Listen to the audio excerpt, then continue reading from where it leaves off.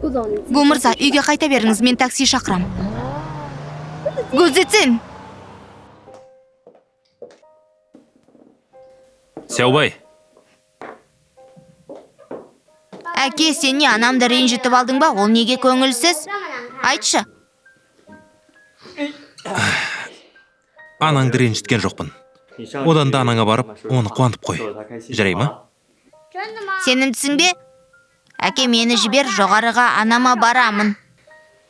Анаңды жақсы көретінің соншалық, тіпті менің қасымда кішкене болғың келмей ме? Иә, мен үшін анашым өмірдегі ең маңызды адам. Жарайды.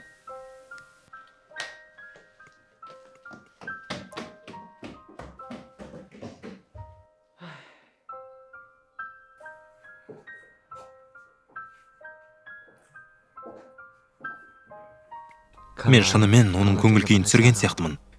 Оның жанына барсам бекен? Цзин, ақыры сен үйден таптым ау. Соңғы рет компанияға барғанымда сенің көмекшің тым дөрекі болды. Ол жерде сен емес, сол бастық сияқты. Мұнда не істеп жүрсің? Әже мені кешкі асқа шақырды.